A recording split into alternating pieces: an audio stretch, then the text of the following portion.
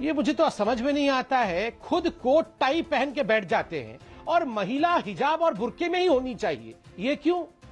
ये तो यहाँ पर सलवार कमीज पहन के बैठे ही नहीं है। मैं वापस आ गया, तू फिर से डरेगा जिस तरह फ्लॉप। ये भी मेरे साथ आमीन कहें कि अल्लाह अगला प्रधानमंत्री मुसलमान हो इस देश का, क्या आपत्ति होनी चाहिए? अच्छा, 1947 के बाद 1947 के बाद जम्मू कश्मीर का कोई सीएम हिंदू रहा है तो जानकारी दीजिए, या फिर मुसलमान के अलावा कोई रहा है, क्रिश्चियन रहा है, कोई या फिर पारसी रहा है तो जानकारी दीजिए इस देश को। 1947 के बाद जम्मू कश्मीर के अंदर काफी लिबरल हैं आप, बड़े सेकुलर आदमी हैं। देखें, आप एक मुस्लिम मेजॉरिटी एरिया को आप सारे पूरे बहुत बढ़िया। भारत के हिपोक्रेसी की भी सीमा होती है। मतलब आज हिपोक्रेसी भी सुसाइड कर लेगी इनकी बातों को सुन करके। खोटा खोटा बात बंद। डेमोक्रेसी की आवश्यकता जी जी, माजिद हैदरी, फिर मैं कलीमुल हाफिज साहब आपके पास आता हूं, आप हमारे साथ बड़े दिनों बाद ज्वाइन करें। माजिद हैदरी, कितनी फ्रीडम चाहिए, एक निर्धारित होना चाहिए। शशि थरूर ने कुछ देर पहले एक इंटरव्यू दिया है न्यूज 18 को, जिन्होंने बोला है कि ऋषि सुनक पर के पीएम बनने पर ताली बजाने वाली बीजेपी क्या किसी मुस्लिम या क्रिश्चियन को भारत के पीएम पद पे देख सकती है? देखिए अमीश भाई, आज क्योंकि माननीय संबित पात्रा जी काफी देर बाद मंच पे आए, तो इन दो पंक्तियों से शुरू करूंगा कि डॉक्टर संबित पात्रा आए इस मंच पे, खुदा की कुदरत है, कभी हम उनको, कभी ऋषि सुनक जी के प्रधानमंत्री बनने को देखते हैं। देखिए, इतनी सी माइनॉरिटी 1.5% हमारे हिंदू भाई रहते हैं यूके में, और उन्हीं में से एक हमारा आज जो है वो वहां के प्रधानमंत्री बने। लेकिन ऋषि सुनक जी भारत के लिए प्रधानमंत्री नहीं बने, ना भारतीयों के लिए बने और फिरंगियों के लिए बने। लेकिन अब तुलना करना जरूरी बनता है, क्योंकि अभी जब संबित पात्रा जी ने इतने आंकड़े बताए, आपने आंकड़े बताए, तो मैं भी आपको बता दूं, हमारे माननीय प्रधानमंत्री जी की जम्बो कैबिनेट है जिसमें 70 के करीब हमारे मिनिस्टर है, लेकिन उनमें एक भी मुसलमान नहीं है।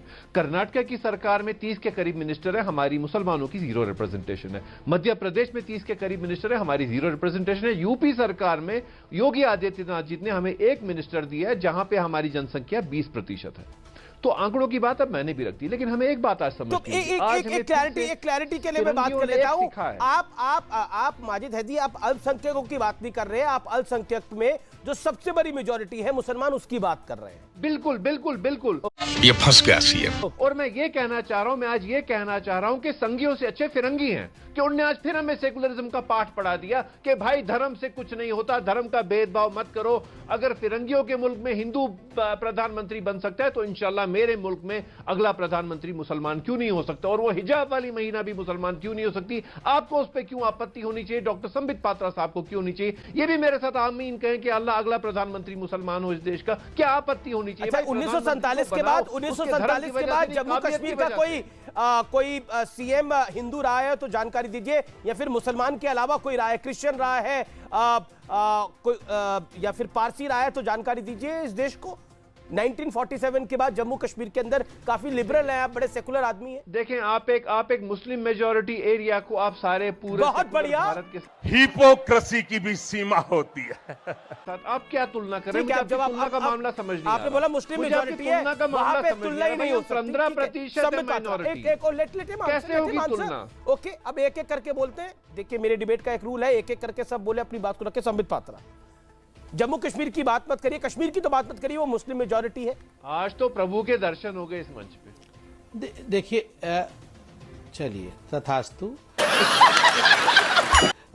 मगर अमीश भाई, हिपोक्रेसी एक शब्द होता है अंग्रेजी में, जिसको कई बार डबल स्पीक भी कहते हैं, दोहरा चरित्र, दोहरा मापदंड हिंदी में कहा जाता है। मतलब आज हिपोक्रेसी भी सुसाइड कर लेगी इनकी बातों को सुन करके। खोटा खोटा बात बंद। बताइए, आपने इनसे पूछा जम्मू कश्मीर में कोई हिंदू बन सकता है क्या? तो आप करिए ही मत जी जम्मू कश्मीर की बात, वो तो मुस्लिम मेजॉरिटी एरिया है, वहां तो ये सब संभव ही नहीं, वहां तो ये डिबेट ही नहीं हो सकता है। बाकी देश की बात आप करिए। तो बड़े कन्वीनियंटली उन्होंने जम्मू कश्मीर को अलग कर दिया। अब इन्होंने बड़े ही आराम से कहा कि हिजाब वाली कोई महिला भी प्रधानमंत्री बन सकती है। ये मुझे तो समझ में नहीं आता है, खुद कोट टाई पहन के बैठ जाते हैं और महिला हिजाब और बुर्के में ही होनी चाहिए। ये क्यों? ये तो यहाँ पर सलवार कमीज पहन के बैठे ही नहीं है। मैं वापस आ गया, तू फिर से डरेगा जिस तरह फ्लॉप। ये तो कोट टाई पहन के बैठे हैं फिरंगी वाला, और महिला होनी चाहिए बुर्का वाली, बुर्के वाली या तो हिजाब वाली। आप इनसे पहले पूछिए ये कब सलवार कमीज पहन के आएंगे। जब ये सलवार कमीज पहन के आएंगे तभी मैं इनसे माइनॉरिटीज को कितना रिप्रेजेंटेशन होना चाहिए, कितना रिप्रेजेंटेशन नहीं होना चाहिए, डिस्कशन करूंगा।